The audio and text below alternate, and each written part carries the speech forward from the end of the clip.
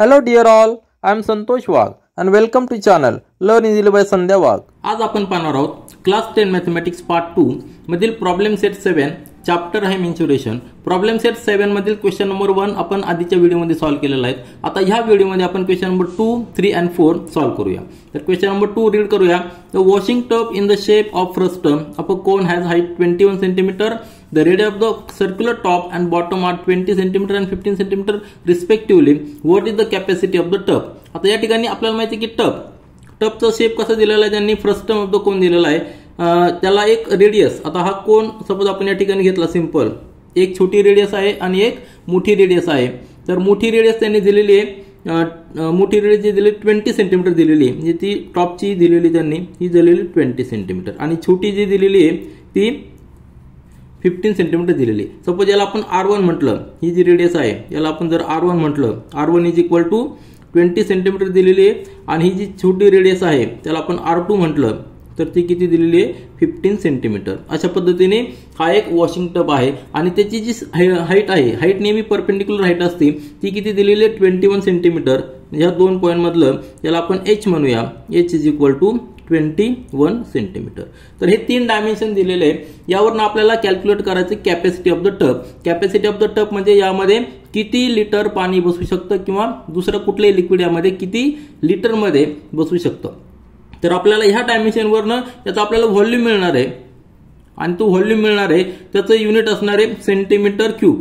काय असणार आहे सेंटीमीटर क्यूब. एक पर्टिक्युलर व्हॅल्यू मिळणार आहे परंतु त्याचं युनिट असणार आहे सेंटीमीटर क्यूब. मग आपल्याला कॅपॅसिटी कॅल्क्युलेट करायची, त्यासाठी आपल्याला ती कॅपॅसिटी लिटरमध्ये कॅल्क्युलेट करायची. मग लिटरसाठी आपल्याला कन्व्हर्जन माहित पाहिजे. तर कन्व्हर्जन काय आहे 1000 centimetre cube that is equal to 1 litre. हे कन्व्हर्जन लक्षात ठेवा. जितके काही सेंटीमीटर क्यूब येतील त्याला 1000 ने डिवाइड करायचं म्हणजे आपल्याला नंबर ऑफ लिटर्स मिळतील. सिंपल कॅल्क्युलेशन आहे. त्या ठिकाणी आपल्याला फॉर्म्युला यूज करायचा आहे. फ्रस्टम जो आहे, फ्रस्टम शेपचा व्हॉल्यूमचा फॉर्म्युला या ठिकाणी आपल्याला यूज करायचा आहे. तो आपण सोल्युशन मध्ये लिहूया. तर आपण सोल्युशन लिहूया. आपल्याला frustum of the cone shape दिलेला आहे आणि त्यासाठी आपल्याला मोठी रेडियस, त्याला 2 रेडियस असतात टॉपला आणि बॉटमला. तर R1 दिलेली 20 cm, R2 छोटी रेडियस 15 cm आणि हाईट दिलेली आहे 21 cm. मग याचा व्हॉल्यूमचा फॉर्म्युला आपल्याकडे माहिती आहे 1/3 × π × h ब्रॅकेट मध्ये R1² + R2² + R1 × R2. यामध्ये आपल्याला फक्त व्हॅल्यूज पुट करायचे आणि कॅल्क्युलेशन करायचं आहे. पायची व्हॅल्यू आपण या ठिकाणी 22/7 घेऊया, म्हणजे 1/3.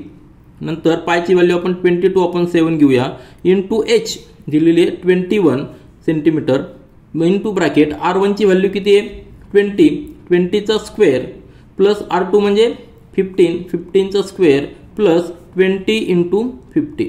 फक्त कॅल्क्युलेशनचा पार्ट आहे आपल्याला या ठिकाणी. एकदा का व्हॉल्यूम मिळाला की त्याला 1000 ने डिवाइड केलं म्हणजे आपल्याला लिटर्स मध्ये कॅपॅसिटी मिळणार आहे. तर हा 3 आणि 2 7 म्हणजे किती झाले 21 आणि हा 21 तिन्ही पण या ठिकाणी नलिफाय होणार. बरोबर आहे ना, आलं लक्षात. या ठिकाणी फक्त 22 राहणार आहे आणि ब्रॅकेट मध्ये 20 चा स्क्वेअर म्हणजे 400, 15 चा स्क्वेअर 225 प्लस 15 × 20 15 म्हणजे या ठिकाणी 300 येणार. बरोबर आहे कॅल्क्युलेशन. आता यांची ऍडिशन करा. 22 नी मल्टिप्लाय करायचं किंवा याला स्प्लिट करून 2 वेळा मल्टिप्लाय करायचं. आपली सेम मेथड काय 2 × 11 करू शकतो आपण इंटू, कारण की आपल्याला 11 नी मल्टिप्लाय करणं सोपं जाईल किंवा नंतर 2 नी मल्टिप्लाय करणं देखील सोपं जाईल. 400 + 2 25 + 3 म्हणजे 7 + 2 म्हणजे 925. आलं लक्षात. या ठिकाणी 2 × 11 नी मल्टिप्लाय करा म्हणजे 5 तसं ठेवायचा. 5 + 2 म्हणजे 7, नंतर 2 + 9 म्हणजे 11 कॅरीवर 1 आणि 1 + 9 + 1 म्हणजे 10. 10175 × 2 म्हणजे किती येणार आहे that will be equal to 5 × 2 म्हणजे 10, 7 × 7 14 + 1 15, 1 आर कॅरीवर 1 आला, नंतर 3 आणि नंतर 0 आणि या ठिकाणी 2. आलं लक्षात. तर 20350 आणि युनिट असणार आहे सेंटीमीटर क्यूब. तर व्हॉल्यूम काय आलेला आहे व्हॉल्यूम ऑफ द फ्रस्टम. या ठिकाणी volume of the frustum shape जो टप आहे त्याचा व्हॉल्यूम आलेला आहे 20350 सेंटीमीटर क्यूब. आणि आपल्याला माहिती आहे की we know 1 litre is equal to 1000 centimetre cube. Therefore या ठिकाणी आपण लिहू शकतो capacity, therefore capacity of the given capacity of given tub that will be equal to त्याचं व्हॉल्यूम, बरोबर आहे की नाही, त्याचं volume in centimetre cube divided by 1000.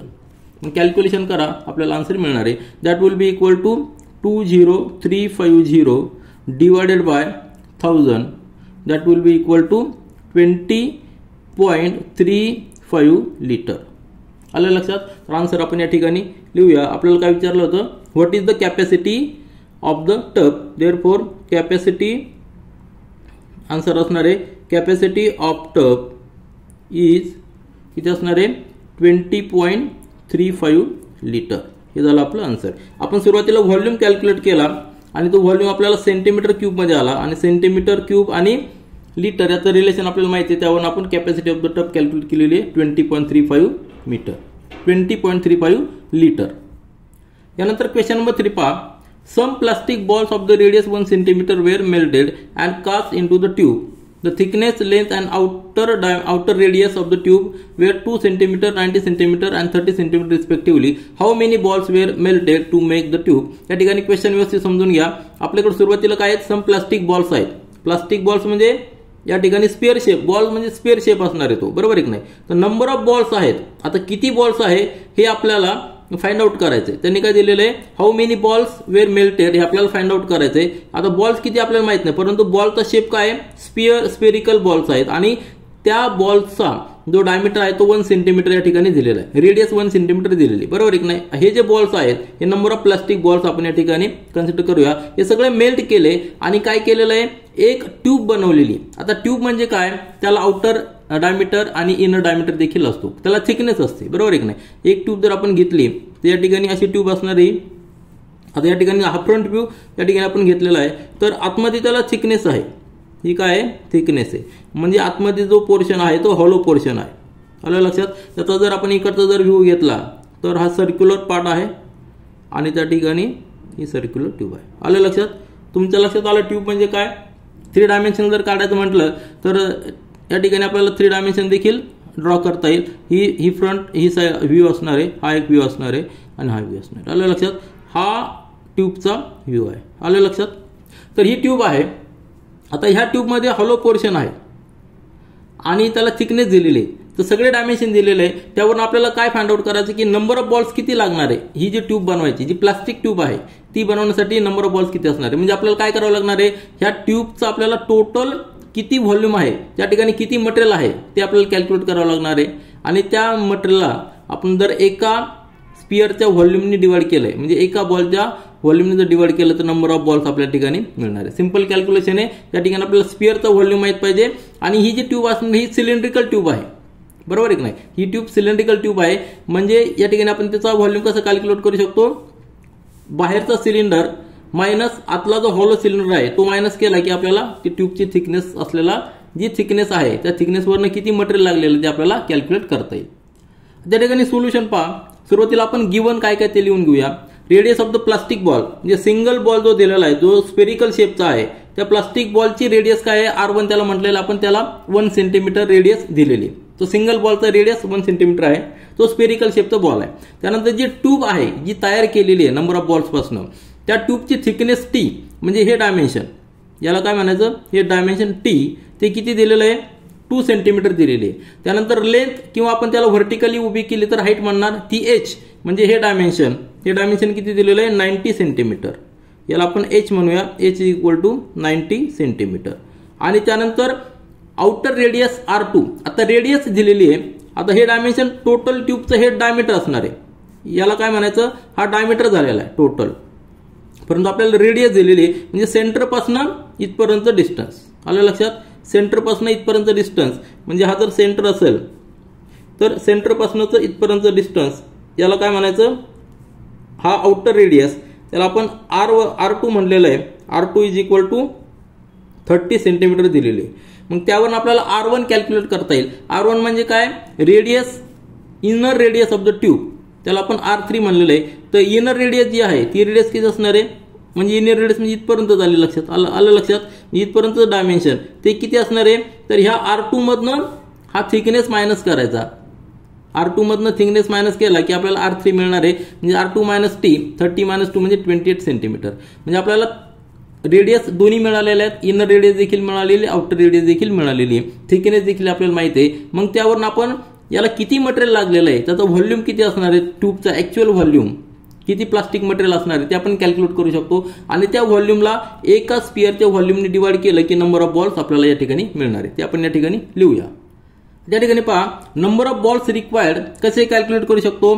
तर त्या ट्यूबचं जे व्हॉल्यूम आहे, ऍक्च्युअल व्हॉल्यूम, त्या ठिकाणी हॉलो ट्यूब आहे त्यामुळे आपल्याला व्यवस्थित व्हॉल्यूम कॅल्क्युलेट करावं लागणार आहे. आणि त्या व्हॉल्यूमला जर एका स्पिअरिकल बॉलच्या व्हॉल्यूमने डिवाइड केलं की नंबर ऑफ बॉल्स मिळणार आहे. मग आता actual volume of the tube ते कसं असणार आहे, तर हा एक सिलेंडर आहे, सिलेंड्रिकल शेप आहे.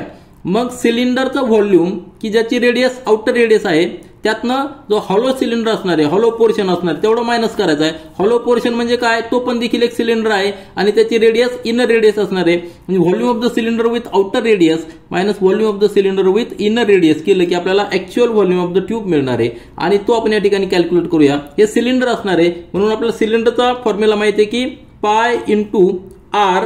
आता या ठिकाणी रेडियस वेगळी असणे म्हणून आपण R1 घेतलेला आहे. आता मोठी जी रेडियस आहे ती किती आपण R2 घेतलेली आहे म्हणून R2 घेऊया. आउटर रेडियस R2 घेतलेली आहे.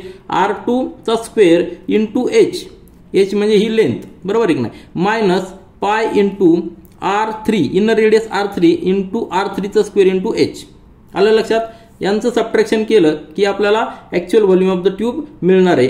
ते आता पायची व्हॅल्यू आपण या ठिकाणी कॉमन घेऊया, पाय कॉमन घेऊया आणि h देखील कॉमन असणार आहे. ब्रॅकेटमध्ये असणार आहे R2 चा स्क्वेअर मायनस R3 चा स्क्वेअर.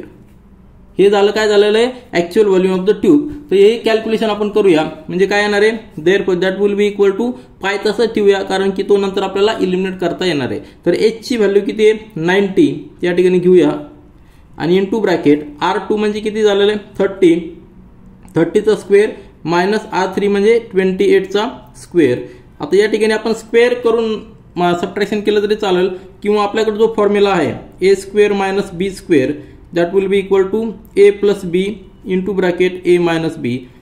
ही स्टँडर्ड आयडेंटिटी जरी आपण यूज केली तरी चालणार आहे. तर ती आपण यूज करूया आणि आपला आन्सर या ठिकाणी लिहूया. That will be equal to pi into 90 तसंच ठेवू आपण, तो नंतर आपल्याला कॅल्क्युलेशन करायला सोपं जाईल. इंटू 30, आता कसं लिहिणार आपण 30 प्लस 28 इंटू ब्रॅकेट 30 मायनस 28.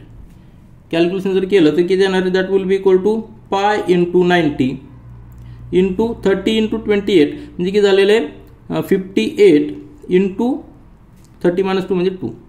हे झाली पूर्ण व्हॅल्यू. आता याला आपण इक्वेशन नंबर 1 देऊया आणि हे काय आलेलं आहे ऍक्च्युअल व्हॉल्यूम ऑफ ट्यूब. ठीक आहे. आता हे पूर्ण सॉल्व्ह करायची गरज आपल्याला आहे का, नाही, तर आपल्याला नंतर रेशो घ्यायचाच आहे. ऍक्च्युअल व्हॉल्यूम ऑफ ट्यूब याला आपण इक्वेशन नंबर 1 देऊया आणि volume of the one spherical ball तो आपण देखील कॅल्क्युलेट करूया.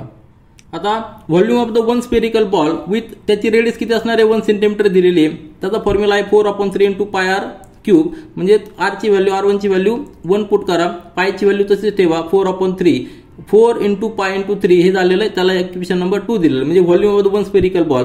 आणि आपल्याला माहिती आहे की नंबर ऑफ बॉल्स आपण आधीच पाहिलेलं आहे की volume of the tube divided by volume of the one spherical ball. From equation 1 आणि 2 आपण हे या ठिकाणी लिहू शकतो. 1 इक्वेशन आपलं हे आलेलं आहे, 2 इक्वेशन हे आलेलं आहे. या ठिकाणी आता पाय आणि पाय हा इलिमिनेट होणार आहे, बरोबर आहे की नाही. That will be equal to हा 3 डिव्हिजन आहे, डिव्हिजनचा डिव्हिजन म्हणजे तो मल्टिप्लिकेशन मध्ये जाणार आहे. तर आपण सुरुवातीला लिहून घेऊया 3 इंटू 90 इंटू 58 इंटू 2 आणि हा 3 वर गेल्यानंतर 4 राहिलेला, बरोबर आहे की नाही 4. तर डिवाइड करा या ठिकाणी किंवा मल्टिप्लाय करा. आता 90 तसं ठेवूया, 3 आणि 58 या ठिकाणी पहा. या ठिकाणी नेक्स्ट स्टेपमध्ये हा 2 आपण रिड्यूस करूया. या ठिकाणी 2 येणार आहे, 2 ने याला रिड्यूस करूया, या ठिकाणी 29 येणार आहे. म्हणजे नेक्स्ट कॅल्क्युलेशन आपल्याला असणार आहे 3 इंटू 90 म्हणजे किती झालेलं आहे 270 इंटू 29. याचं मल्टिप्लिकेशन आपण सेपरेट करूया, या ठिकाणी करूया. म्हणजे काय येणार आहे 270 इंटू 29, 9 ने मल्टिप्लाय करूया, या ठिकाणी 0, या ठिकाणी 63 कॅरीवर 6, 18 प्लस 6 म्हणजे 24, 0 2 0 14 आणि या ठिकाणी 5. ॲडिशन करा, या ठिकाणी ॲडिशन येणार आहे 0 3 8 आणि या ठिकाणी 7 7830 म्हणजे मल्टिप्लिकेशन काय आलेलं याचं किती आलेलं आहे 7830. हे काय असणार, याला युनिट काय असणार आहे, नंबर ऑफ बॉल्स. 7830 काय आलेलं आहे, नंबर ऑफ बॉल्स. या ठिकाणी आपल्याला आन्सर या ठिकाणी लिहिता येईल. आन्सर आपण लिहूया. तर आपला आन्सर आलेला आहे 7830 number of balls are required. हे झालं आपलं फायनल आन्सर. यानंतर प्रॉब्लेम सेट 7 मधील क्वेश्चन नंबर 4 पहा.